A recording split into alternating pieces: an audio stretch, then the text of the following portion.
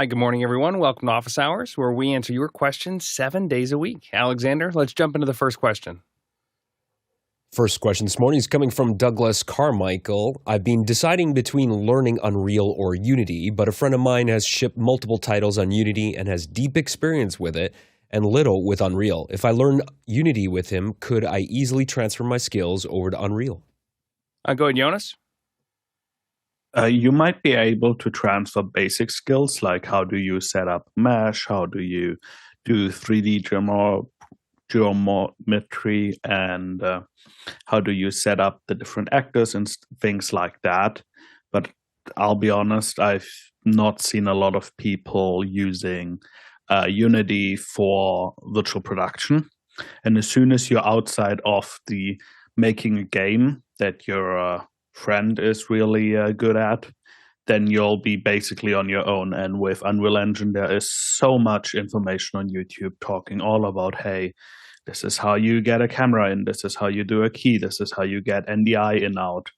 Even Zoom has a plugin for Unreal Engine that I think at this point it's not. I would just choose Unreal Engine. Your friend might be able to help you with concepts of like levels and design and how to create the 3D objects and things like that. But I don't think the knowledge will be too transferable between Unity and Unreal Engine. Alex? Yeah, I agree with Jonas. I think that Unity has some advantages for some very specific verticals around interactive, some development processes around the Apple Vision Pro. But overall, when you're looking at a general platform that you're going to start to build around, when you look at the integration, when you look at the assets that are available to you, and also more importantly for us, when we do video, the support of 2997, 5994, and those types of frame rates, that's not trivial, and it's not something Unity decided to invest in. So that's one of the reasons that a lot of people in broadcast use Unreal, is because it's able to actually integrate with the rest of their platforms. So I think that I don't think it will transfer very well between the two. You'll learn some stuff about 3D, but I think unless you have a really specific thing over a very long period of time that you plan to do with Unity, I'd probably dedicate to Unreal. Jonas? And one thing to keep in mind with Unreal Engine, you can start with the free version, and then there's all these different companies that build engines on top of that. Ross, they have Voyager, which is built for broadcast. You have Zero Latency, Aximetry. There's like a whole bunch of engines that then are built on top of Unreal Engine. Not everything is transferable because they might be different, but like it will be a much more marketable skill to know Unreal Engine, be able to do blueprints, be able to get virtual production out of there than it is with something like Unity, where you would need to build your own things for rendering, HDR pipelines, all of that. Next question. Alvahus in Austin, Texas. What do you make of this Luminary showreel, and what makes up a great showreel? Bill? I watched it. It was fine. I will say the rules have changed a lot since I started working in video and had to have a show reel. Although the still fundamental, put your best stuff first. Do not waste any time getting to something that they want to see it. Once upon a time, we used to do 2, 3, 4, 5 minute show reels. That's gone. 45 seconds, I think, is probably the max you can get. And you've got to have something that grabs their attention immediately. If you've ever been in an agency search and you're looking through show reels, you literally put the next piece on. And if somebody doesn't go wow or do something, it gets shuffled aside and you go to the next one, because you really have to make an impact. It's a competitive world out there. So again, the cardinal rule, don't be boring, period. Jesse? We watch all the show reels that come across our desk from front to back, but the reality is we make up our minds in about 3 to 5 seconds. Stuff you can do to undermine a yes, like if we like your show reel in the first 5 seconds and you want to ruin that, is stuff a lot of drone shots in. I think like 3 is kind of the maximum. If you have more than that, then you better be a drone only operator. But if you're not like if you're not a drone, if that's not your main line of work, and I mean your main line of work, like you are FAA certified, you are the best in the state, just keep it to 3. And yeah, you get 3 to 5 seconds to make an impression. The good news is if you've got 3 to 5 seconds of good footage, you're in the clear. And then from there, for the rest of your minute that you're trying to show off your work, delete everything that could undermine your success. Like any shot that's shaky, anything that's unstable, anything with soft focus, just get rid of it. You're better off with 30 seconds of banging footage than a minute of footage with plenty of mediocre stuff peppered in there. Courtney? Yeah, I agree with Jesse, and I looked at some of this, and you don't get to the first non-drone shot until 25 seconds in, and so there's about 10 drone shots at the beginning of this thing. And these days, drone shots are a dime a dozen. They used to be exciting because you used to have to rent a helicopter and a Tyler mount to do those aerial shots, so they used to be unusual. Now, everybody got a FPV drone shot that's really dynamic in their reels. What I look for in a reel, and this reel is way too long, it's 2 minutes long, I think. And there's some mistakes in it. There's like was said, there's some bumpy shots and drone shots or bumpy dolly shots in there that could have been better. And I don't recognize a single shot in there. That's the other thing, is if you've won some awards or if your stuff has been out there and aired tons of times on television, put in a recognizable spot of a big client, and that will attract other big clients. If they see, these guys did Coca-Cola, well, that will lure them in. That will up your believability and on your show reel quite a bit of name products and visible, highly visible spots that have aired on television. Jonas? I would say it depends what this is a reel for. And that's probably one of the biggest problems with this reel, is that you don't tell me why I should hire you. There's a really interesting idea of, in the lower left, illuminating your brand, your idea, your progress and all that. And they have multiple sections of what they do, from supporting businesses wanting to showcase architecture and how that is built and all that. But if I were to recreate that, I would take that idea of the different chapters and the services that you provide and put those center. I don't know, do a cool thing where you track them into the footage and you reveal them with the drone shot or something. Try to tell me a story and try to tell me why I should hire you. If I just want to gauge the effectiveness of your footage by this, make it a lot shorter, actually show me what you do. But out of this reel, I would not know when to call that company. Do I call them when I need footage like that done? Or when I want a project like that done? Do they have producers? Can they also deal with the sound? I always find that is often lacking with show reels. They show a bunch of cool stuff and then you're like, and what did you do there? Are you the replay op for that shot? Were you the camera op? Were you the director? Are you the engineer? Did you run the RF? Is that why this is in your reel? So I always like an attribution in the lower that also says, this is the gig, this is what we did there. So that way you can actually gauge what they're doing. Bill?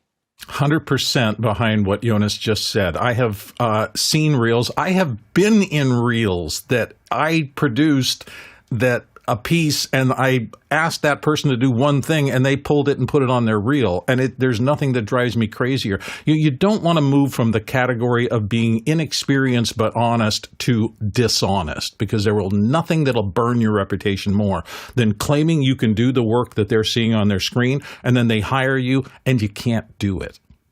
That's deadly. Alex? Yeah, this reel, there's a couple things. The way the logos move at the very beginning, I'd probably go, well, they haven't done this for very long. It's just not very classy. And so you just have to be very careful when you animate stuff. It just looks very, 80s video kind of, CG. So I was I would have immediately made a decision about that when I saw it. The drone shots are nothing that I couldn't do without a lot of practice, so the handheld shots aren't very good. I think this would be a reel that I would probably go, I could probably hire that person as an assistant camera. or someone that's just camera 3 or camera 4 in a multi-camera shoot. But that's what that reel would get from me. When I look at it. So it's got the handheld stuff or whatever they're using is bouncy. The drone stuff is not, move in, move out. Yeah, we can all do that on a drone. It's not that was impressive 10 years ago, not now. And so I think that it's not particularly one that it's not one that I would necessarily not hire that person, but I wouldn't hire them for anything that's a lead. And I definitely wouldn't hire the company. Your questions and your votes are appreciated and drive the show. So if you want to get in there, use Makana. You can chat with the other producers, ask questions, vote on the questions. If you don't have access, just sign up. officehours.global/join. You'll get an email with links to get into Makana Discord. All the good stuff. Next question. From the QR code, Francis Fry in Cambridge, Massachusetts. Have you found effective storage solutions for cables and spare parts? I prefer stackable drawers, but am open to ideas. Jonas? So what I do is everything gets into these document pouches. You can get them in A3, A4, A5, A6. What's really nice is depending on how much time I had when I packed my gear, often they have my logo on it. And then on the back, what makes it really easy if you're working with other crew, you do an ingredients list. So for example, if I have pouches that have all my Aja gear in it, and then it's like Aja color box with a number on it that references the number on the color box with this specific pouch. So what I do is if people borrow gear from me, I unpack it out of the pouch and keep the pouches with me.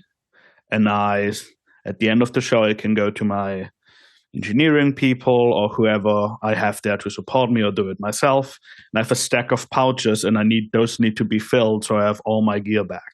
So it also helps you track. And then you see behind me the typical IKEA. And what's really great is you can halve those drawers. Then you can put all your pouches in. So all my pouches are sorted there. And then when I pack for a gig, I know I need 2 more decimeters. I pull them out. And I also have, what's really great is keep those adapters for your decimeters.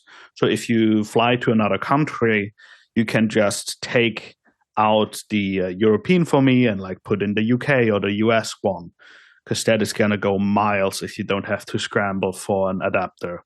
But yeah, I would use document pouches. Jason? Wow, that's a great idea. My first thought came from Adam Savage, who's always raving about these Sortimo things that he built custom shelves for and what have you. I've never really had the time for that. So I've used Milwaukee Packout. I really like those drawers. They are somewhat modular and they can be moved about. So if you have, longer pieces, you can you can pull the segments out. But at the end of the day, in my studio right behind me, there are a whole bunch of these tiny little drawers that are labeled with just simple labels. And those are about $30 on Amazon and seem to do the job nicely for me. Alex?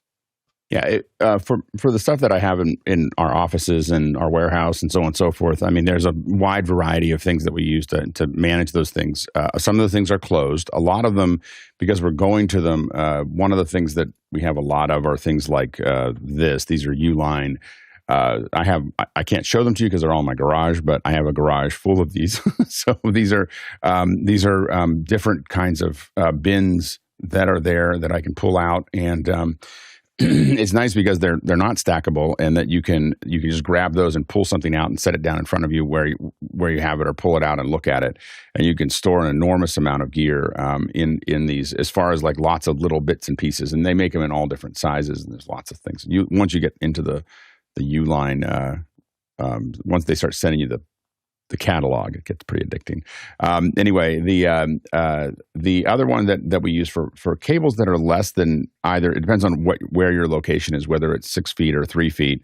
I use these along the wall. So I'll put these along a wall, and you'll see these in broadcast trucks. These are cable, I don't know what they call them, wall mountable cable slots. And so what you basically do is you put the cables through those slots and they just hang. And the nice thing about them is it just means that you're not twisting them all up, and so they don't have any history. They don't do anything, so they're just all hanging down. And you'll see these in a broadcast truck with lots of patch cables. They'll all be like all stacked in different lengths and so on and so forth.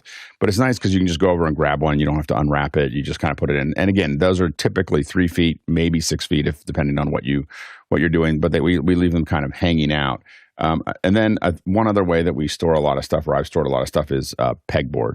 So, you can have a lot of these. You'll see these with tools, but they're really great for cables as well. I have a pegboard that is just stacked. Jason's seen it. It's like Alex has a prolific pegboard. so it's like a U of peg, and it's front and back, and it's got it's got little trays on it, and so on and so forth. So I keep all my cables, in those. And what's nice about those is that you can, then again, you coil them up, and then you just stick them all in there, and you can kind of organize them in the thing that in the all your USB cables together and all. And I like to have them open so I can look over. I'll just grab that.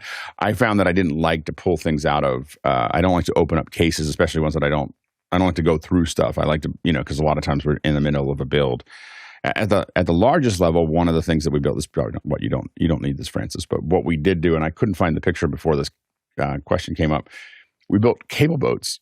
I had these guys build them, and they were two-sided, and on one side it would hang down all the cables up to 3 feet.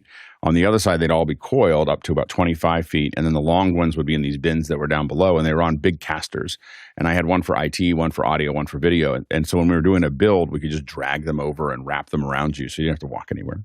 so you just grab them and add them, and you kind of move to wherever the build was. So those are a couple ideas of where you can put them. That's not so much for. I mean, I think a lot of other suggestions are really good for travel. This is the stuff that I do for the thing. Where I'm storing stuff. Courtney? Yeah, I think they call those cable combs, Alex. Cable cones, yeah.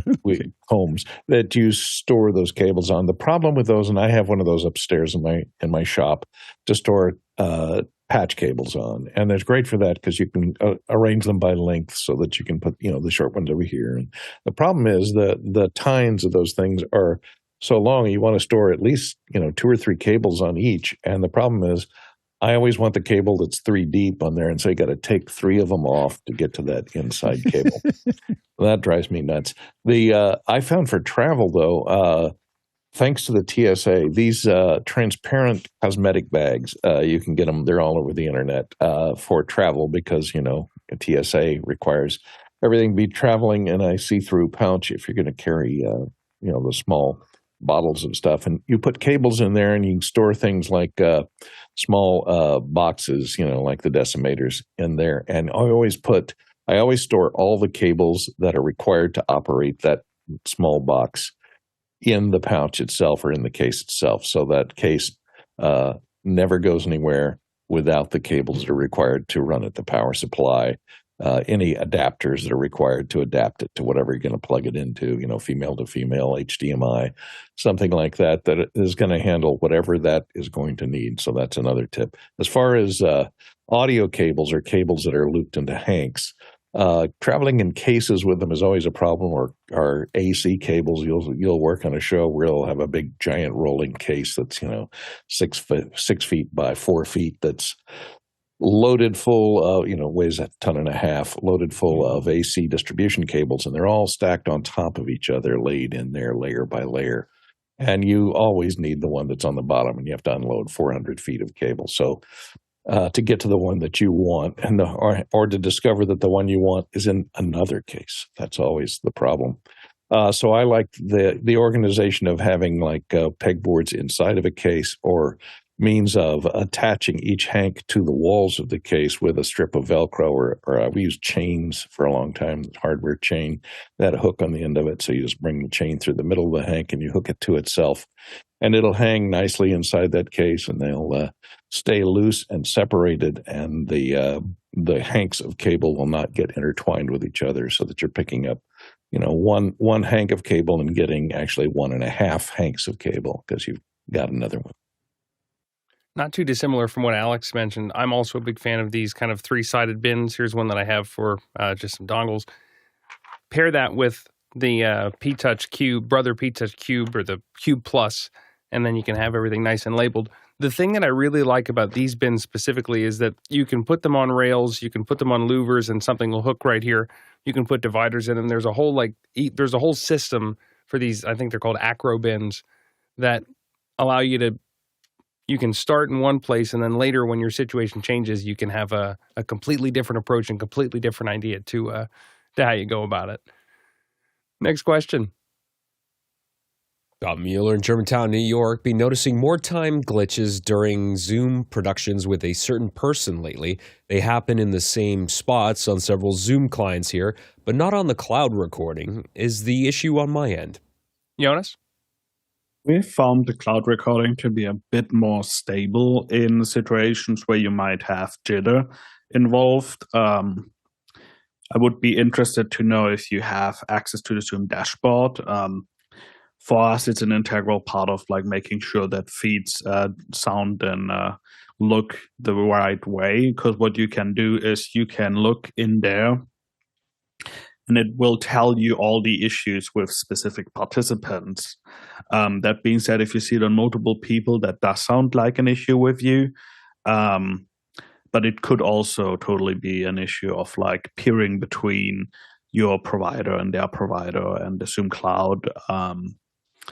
Most of the time we have seen issues like that when you're across a far way. So like sometimes office hours is a good bit more laggy for me in Germany than it is when I'm in German meetings.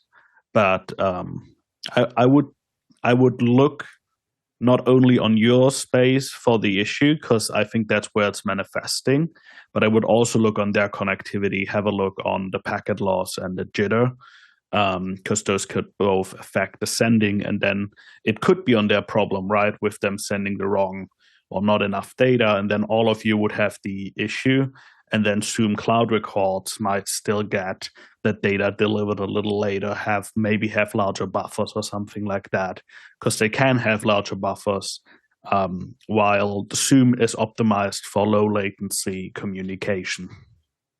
Courtney? Guilty as charged. I have a repetitive glitch that everyone knows here. It happens every 15 minutes. And I believe I've troubleshot it over years. And it has to do with a USB buffer overflow, I believe.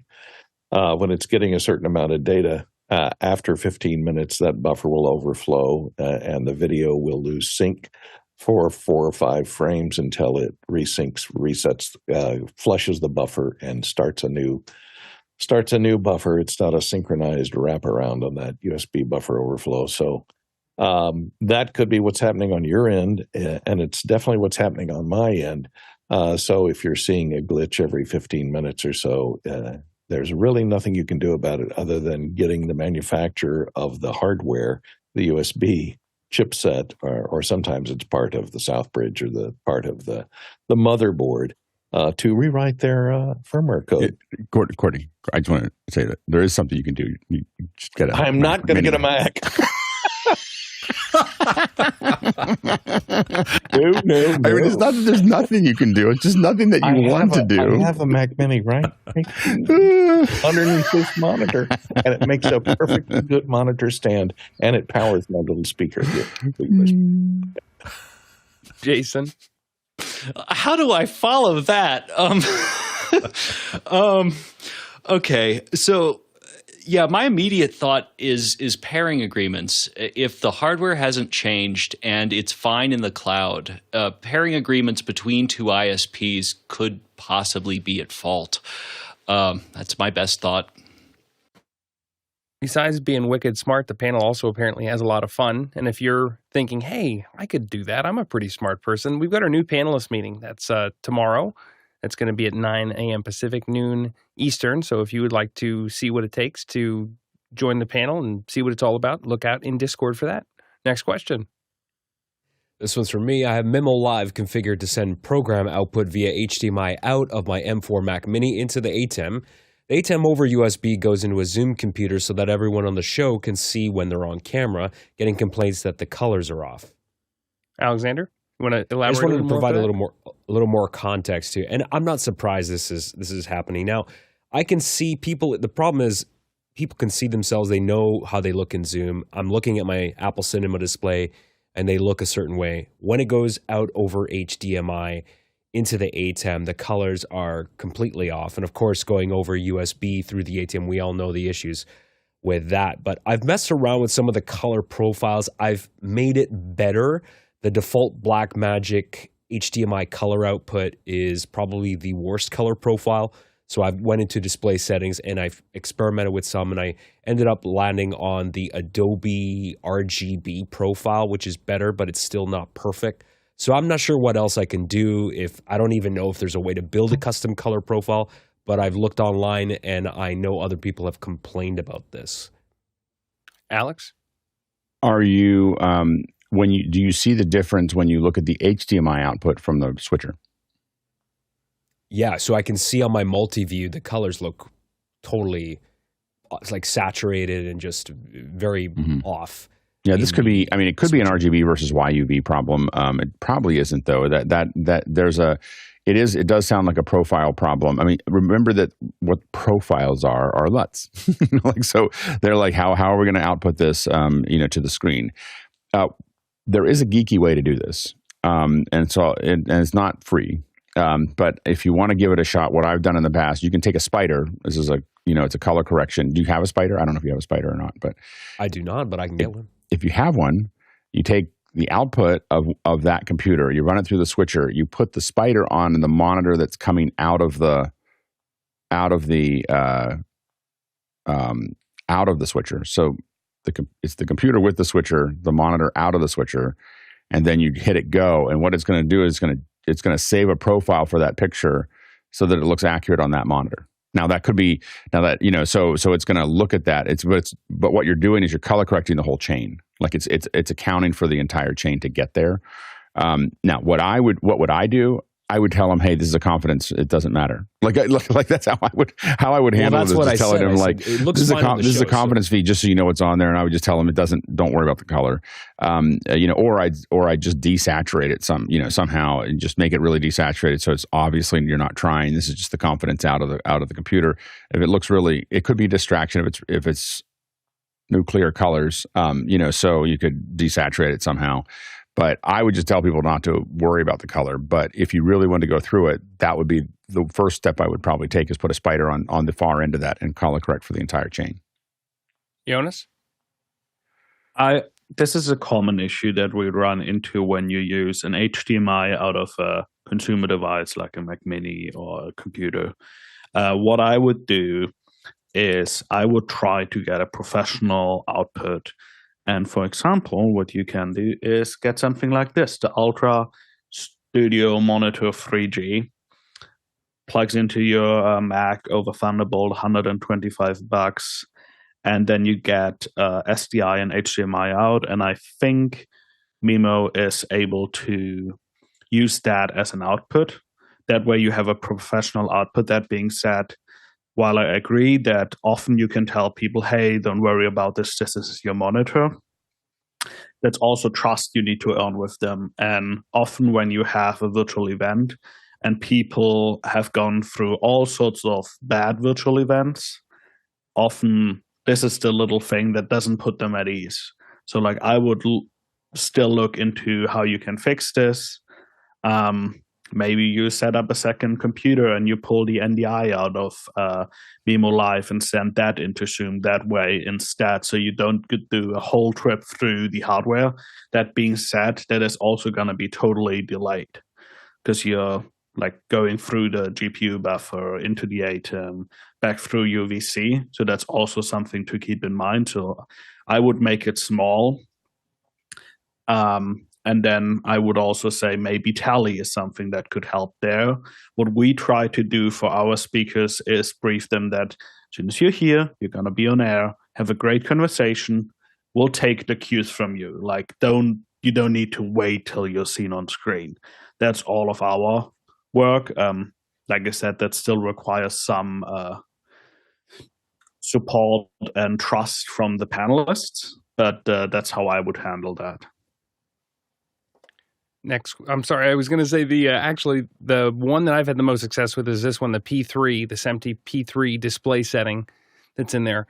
I've tied myself in knots over this, trying to get the colors to look right out of the ATEM, and most of the time I'm having issues with contrast because I'm trying to show something with a white background and fine lines, and the lines get blown out. But the default, as far as going through all of the default built-in stock color profiles, short of doing what Alex suggested, going ahead and getting a spider, that's what I would go ahead and do. Next question. From the QR code, Brian Taylor in Washington, D.C., I need a solution to control the level of an embedded SDI feed post the Roland V-160 switcher output. No other viable option is available in the switcher itself. Alex? Yeah, I was trying to figure out what you're trying to control. When you said an embedded feed, if it's SDI, you may need to, I don't know if you can get to the SDI feed there, if that's what you're doing. I just couldn't figure out what, when you said you want to control the level, I wasn't certain what that meant. Go ahead, Courtney. Yeah, I kind of took it as audio levels, and if they're embedded audio levels, once they leave the switcher, the only way to adjust their levels is to disembed them, run them through some type of mixing device, digital mixer, and then re-embed them, which is an expensive two-step process. I was looking at the specs on the mixer as far on the Roland, and it says the audio has different formats, so the inputs are a variety of different inputs, but most of them digital, not analog. But it does say it has audio output fade, so under audio effects. So maybe there's a place where you could adjust the levels of an individual channel that's going to end up in that embedded audio. But the only way to affect the level of audio in, if you've got 16 channels of embedded audio in that SDI signal is to set the level before it gets embedded. Because once it's embedded, you can't really touch it. Jonas? Depending on how many channels you need to change, as frustrating as it might be, an ATEM mini SDI would be able to change the level. One advantage is you take the SDI in, you take the SDI out, you have audio control then. I know that it's a little bit something you use a Roland switch and then you put an ATEM behind that.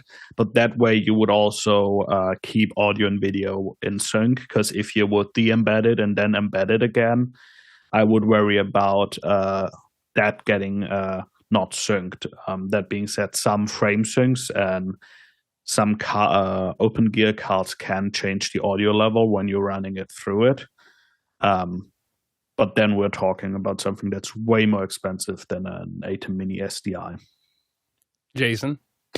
I could swear that there is a decimator that I've had over the years that has allowed me to control SDI, like going in and out. Alex says no. Maybe I'm thinking of a Blackmagic, just embed and de-embed. I know you can control the levels on those, but yeah, that is an analog loop that's pretty gnarly. Alex? And I will say for us, 99% of the time, including today with the switcher that I have, any production that I do, I almost never use the audio in the switcher. so it's, I know Roland has built their business around this, but you're going to find that overall it's easier to keep the audio completely separate until you get to the very end, and then dump it into there and delay it as needed. That's what I mean. That is the most standard practice for most larger productions. Brian, thanks for that question. Came into us via the QR code, which you can ask questions 24/7 via the QR code or at askofficehours.global. So anytime, that's open 24/7, no login or sign up. It's super easy. So just hit that QR code or askofficehours.global and ask away. We'll work it in over the next few shows. Next question. David Arsenault and Bonaventure is asking, how do you deal with music copyright when you stream an event like a hockey tournament where the music is always present between plays? Bill? Whenever you're talking about copyright, you're always talking about a risk management strategy, because you're trying to figure out, okay, if I somehow advertently or inadvertently get copyright music into my broadcast, am I going to get in trouble? So that's what you're doing, is you're managing the risk. You don't want to get in trouble, which I highly suggest. It depends on the level of the facility. In a major arena, they're going to have blanket licenses with BMI and ASCAP, at least in America. Those are the two big organizations that manages these rights.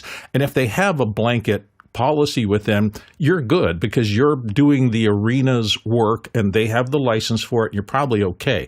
Now, If you're stripping it out of that and you want to actually use it for something else and you don't have a clear line, you get into all these gray areas of who owns the copyright. And it's a thicket, and it's very difficult to manage. If you don't have big budgets, again, go back to that thinking about risk management. What is your exposure here? If you're just going to sell a few out there, the worst you're going to probably run into is a cease and desist letter back. And that might be annoying to you because they're going to say you got to stop selling this product, or you have to monetize it towards us or something like that. But it's probably not going to ruin your career. The idea is be conservative, learn the process, try to make the right decisions at every level of your career.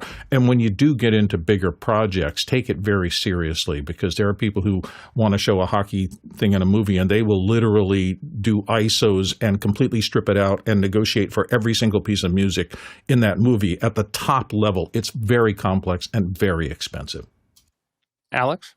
I'm assuming that what you're doing is you're there, you've got some ambient mics, you don't have a lot of control over it. There's a lot of rights that Bill definitely covered very well. The biggest problem you have is the filters that are, the algorithms that are sitting inside of the streams don't know what those rights are. So what they're going to do is they're going to attack your, look at what you have there. Now, the thing to know is that a lot of them give you a little bit of room. So the advantage of an arena typically is that they don't play the whole song. So they play parts of songs, they play little bits of songs. You may find that a lot of YouTube doesn't necessarily stop your stream unless it sees the whole song or it sees a pretty long period of copyright infringement. So if it's constantly changing what that looks like, you may be better off than you think. I would go ahead and test and know that it could be a problem, tell clients that it could be a problem, but you may not find that it's as much a problem. Now, when it gets done, it may get, and the only thing you have to worry about is stuff like the Eagles. And the Eagles are that is a third rail, like a big, really high voltage third rail is the Eagles. They take the whole streaming thing very personally.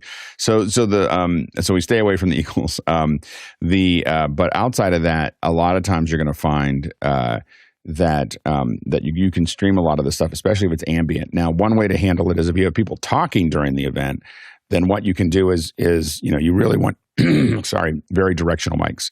So you're not if it's just a little bit in the background and there's other things going on in the foreground, you may not find that that's as much of a problem. We haven't found it to be as much of a problem while we're streaming. What we do find is that it's a problem right after we stream, because we get flags all the way down and it gets blocked and it gets whatever. So the post may be problematic, but the actual stream isn't. And then, of course, you have platforms like Vimeo. If you're just sending it out to specific people and you're not looking for the algorithm, Vimeo doesn't have a filter. It's not looking. So you can stream away, or you could, if you're doing something bigger, you use something like Akamai, and Akamai figures you're going to figure out the rights on your own. You're a grown up because you're paying grown up money. So they're not going to look at that. That's your problem. Yeah, Jesse? And a really big component of all this is expectation mitigation with the client. Let them know up front that you'll get the stream out, but once it's in the platform's hands, it's the platform's responsibility, and they're beholden to their rules and regulations. So mitigation's a huge component in this exercise. Jonas? I think it's really, really important that you understand that there's two components to it. There's a legal thing, and then there's the algorithms, like Alex said. And a lot of people don't understand that those are two really distinct things. I often had problems with clients who say, oh, it's all fine. They literally talked to the right holders and they were cleared. And then I'm like, yes, but we are not cleared on YouTube. YouTube doesn't know about that. It's rights holders who didn't put in the ticket to have us cleared. So it's really important to understand, even when you do something that is legal, YouTube might not know about it. And it's really important that you are aware of that. Often when you stream for a client, make sure that you actually are in visibility of seeing the live stream. So, because one of the things that we also have seen is when you start streaming to it, YouTube gives you a little notice, hey, please stop doing this, or we might shut down your live stream. But here's the problem. If your client is the one who clicks go live and that screen of the dashboard is not somewhere you can see it, you will not notice, and the client will just suddenly run into there and it's going to scream at you and say, we're offline, nothing is going out. And now you have no idea why. Are our encoders failing? What is going on with YouTube? So keep in mind, when you're taking that risk, be able to monitor it. And Alex. Yeah, and just know that the copyright's really fishy. We've done concerts for people, top 10 artists, where we finished the concert and then it was blocked by their own publisher who was in the room when we were doing the concert, like this. It's a very complicated thing because, obviously in the early days, YouTube didn't pay any attention to it. That's what every platform does first, is not pay attention to any of it so they can get off the ground. And then eventually the lawyers from the music industry catch up with them and have them clamp it down. And so YouTube it's actually a pretty aggressive system. It works actually pretty well. So I know we a lot of us, get bothered by it, but it's actually a pretty fair system the way that YouTube set it up. And most modern artists will take away your monetization, but they won't block your stream. They won't take your stream down. They'll just simply tag it and monetize it. You can tell what artists are like old fashioned or, and old, if they actually block your feed later, you're like, oh, they're kind of either they are old thinking or their management is old thinking, but they're like part of the last decade. Like we gave that up a long time ago. Usually what they want to do, artists make a lot of money on monetizing other people's streams using their songs. So they if they're smart, they just monetize everybody's success. Next question. Guy Cochran in Seattle, Washington. What's new in NDI 6.1? Jonas. So NDI 6.1 got released, I think, yesterday. So I'm just going to pull up the changes. A lot of things are about HDR. So in the past, HDR with NDI 6 has been available as the advanced SDK. One thing that they're adding to it is FPGA devices. So now hardware manufacturers have an easier time adding HDR. If we look at the notes, that's what they are listing there. They have cool new things like 16-bit color formats. You can do planar alpha now, so the alpha is not interwebbed with the RGB channels. It's on its own plane. There's a whole bunch of updates here, but what I think really matters for people that are not developers is if we scroll down to the NDI tools. There's two new things here. There's an update to the NDI tools launcher that frankly I've never used, but NDI virtual input app for macOS has been updated, so you can now use that again with macOS Sonoma 14.1. And they did some updates there. But what's really cool is NDI Bridge. And for those of you who don't know, NDI Bridge allows you to do three things: receive, take a full high bandwidth NDI feed and convert it to NDI HX, or connect to a remote thing and send and receive NDI feeds over the WAN. What's really great, in the past there were CLI commands who started in specific behaviors, but now they have the NDI Bridge service, which runs headlessly on your Windows device. You have a web interface to control it now, and you can also control it through an API. Why that matters is now you can bring a device like an MSO1 or something like this, anything that's a high power Windows device, put that on site. You can remote in over Cloudflare Tunnel, over VPN, something like that, and be able to control the whole NDI bridge. You save a lot of bandwidth that way, because that way you're just sending commands and getting commands instead of sending a whole remote control session over something like Splashtop. And then the other really cool thing is called Free Audio. It has been a CLI tool that has been in the SDK for a little bit. It is free. You can download it for Windows and Linux. And what it does is, people that have done cloud production probably know the thing where you take an NDI feed, put it into Studio Monitor, and then you set the output to a specific virtual audio cable or output. Because that has been the easiest way to get NDI into an audio device. With Free Audio, you can, they now added support for audio devices under Windows. But what you can do is, it's a bidirectional converter between audio, CWTM devices on Windows and also devices on Linux to NDI. So you can receive an NDI feed and dump it out that way. Or, for example, if you have an X32 or a mixer that shows up as an ASIO device, you now, with that tool for free, can convert that into an NDI feed and then stream it over the network with that. Those are the two things that are really cool. There's a bunch of bug fixes in here as well. A lot of it is due to the HDR. So if you haven't played with HDR, it's not super important, but also some fixes for 709 and SDR files and some audio driver stability issues with NDI webcam. Alex? Yeah, and I just want to say that these updates to the NDI, which we had heard about a year ago, is why we're using Vector on Mondays and why we're looking at using it more extensively, was because we knew that we'd be able to grow into the HDR realm with what NewTek or what Viz is doing. So we're really excited about the upgrades. And if you're wondering what Alex was talking about for Mondays, we actually have an evening show, 2 evening shows actually. One on Mondays at 6 p.m. Pacific, 9 Eastern. That's extra hours. And then the rundown is on Thursday nights, 6 Pacific, 9 Eastern. Next question. Tony Mobley in Newton, Georgia is asking, I'm still having issues with backing up conversations with Tony Mobley and House of Worship. 4 computers, 2 T7 Samsung drives, limited budget. How should I move forward? Jason.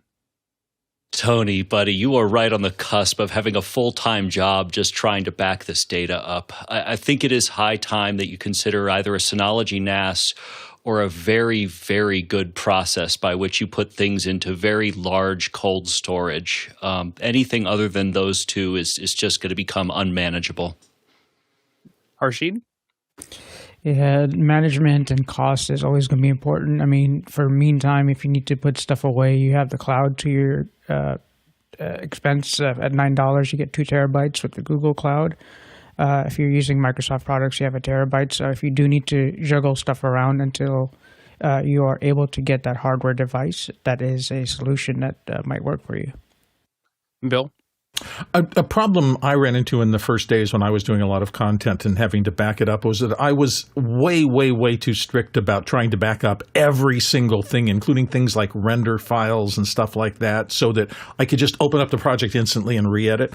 Over the course of time, that was a really dumb philosophy on my part. And so look at your workflow and look at places and say, okay, I need the final master. I know that. But what can I get rid of upstream of that regularly as a part of your habit? And, you know, things like render files that you can recreate, there's just no reason to back up those big files. So learn to get rid of everything except the core stuff, put it into a little folder, maybe compress it, and then stick it aside. That and the final show is all you really need. Alex? Yeah, I think you need a RAID. You can decide what kind of RAID. You can go to OWC or a Synology or whatever, but you're going to need something. You know, you're going to start looking at how much are you generating per.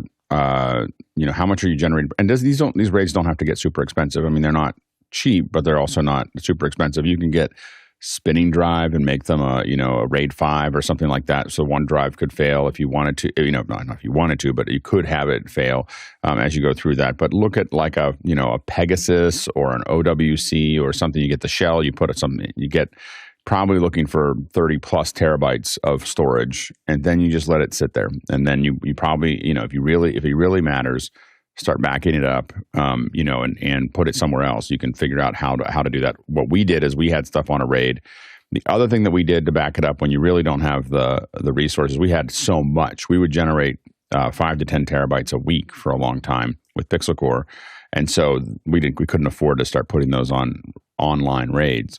So the other way that we would do it is we would get what we call a toaster. It's like where you put raw drives and just stick them in basically what we would do is we would copy the same footage to 2 drives, and then we would and then keep them separately. And you can get actual if you think about spinning drives, like 12 terabyte spinning drives, you can get little cassettes for them. And I will say that with 2 of those, we never lost data in 15 years, as long as we kept them on 2 and we make sure they were both backed up. And you can put both of them in at the same time. You just have them show up as two separate drives on your computer via Thunderbolt or whatever. And then you just, on Sunday or on a Monday or whatever, you just back them up to that. You just take the stuff that you have there and put them on there, and then put them back in their little shells. Make sure to turn it off before you check them.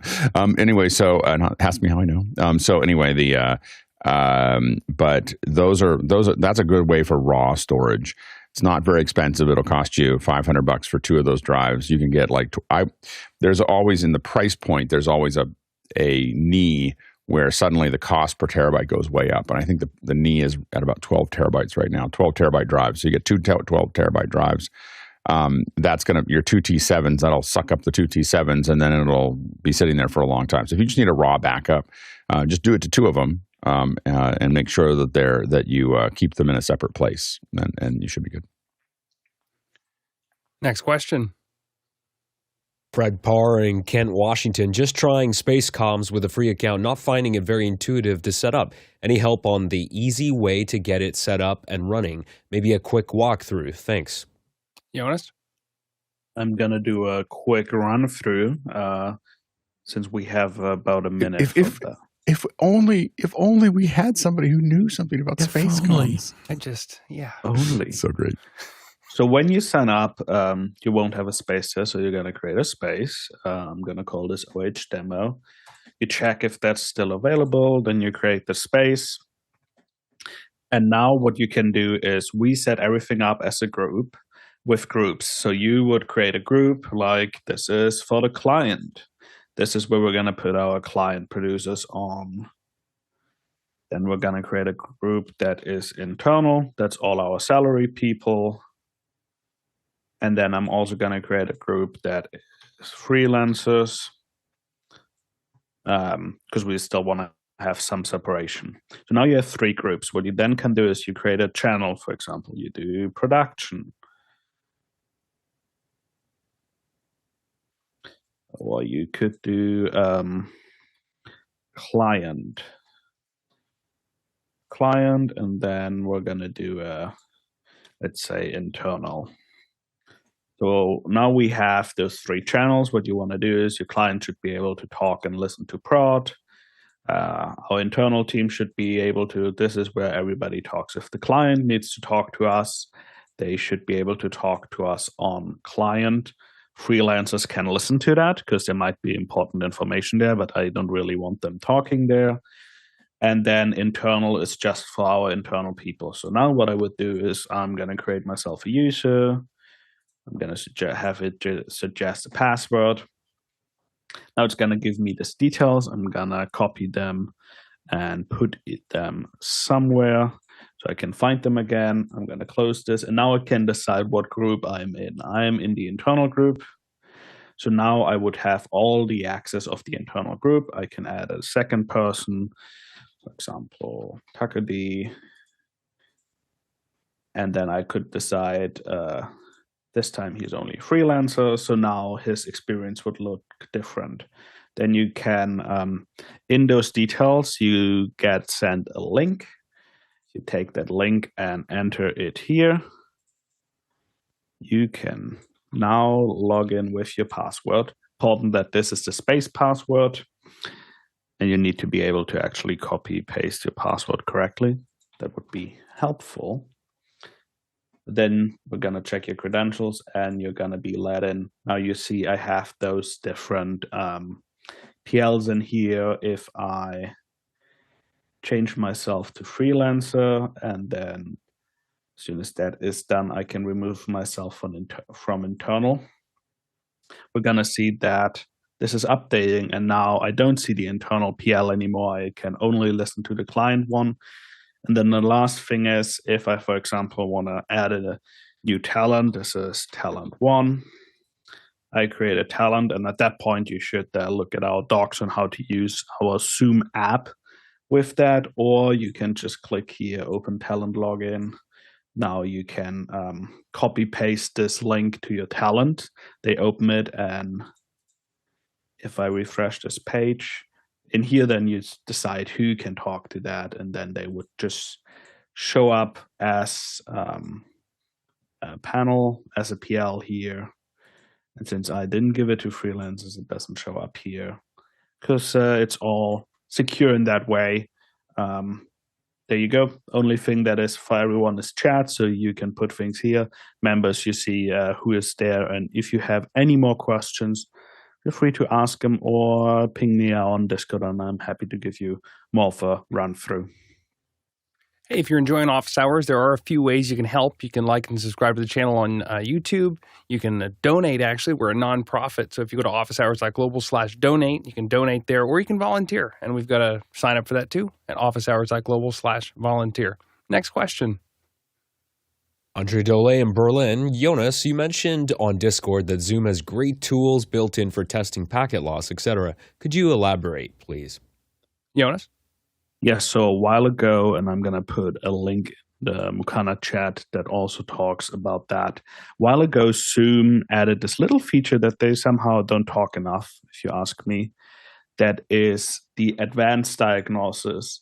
They have some small tests here, and I couldn't figure out how to set it to English. You get to it by hitting Command-Alt-Shift-D, and then it pops up off your normal Zoom client. But the great thing is, if you go to this, it's now going to leak my IP address, and then it's going to show you every single step. So it's going to do an MTR, it's going to check the certs, it's going to do some pings, and it's going to do a trace route.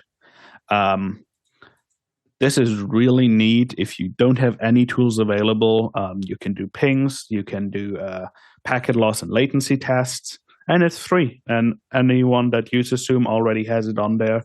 They even added some new things here that shows you all the different settings that your app is in and how your apps are doing. I think it's a great free tool that I have there, and I'll put a little manual I put on LinkedIn in the chat.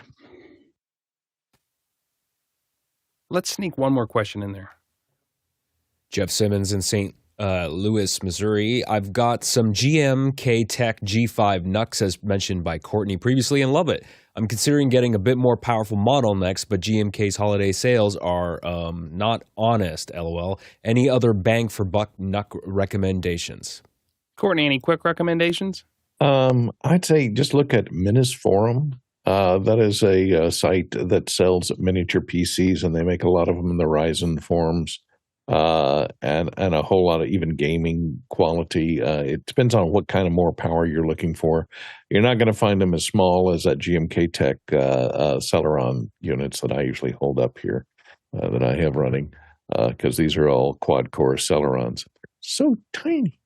But if you need more power, there's plenty of there's hundreds of different manufacturers, unlike the other people that package these. And yeah, I did notice that on Black Friday, they jacked the prices up and then they reduced them down to a little bit more than they normally sell for. So you have to be careful. And that was mainly with third-party sellers, because GMKTec is a Chinese company and they sell to a lot of independent resellers in the United States. So, and they were all listed on Amazon. So you'd find a deal, and it was a holiday Black Friday deal, and it was like $157.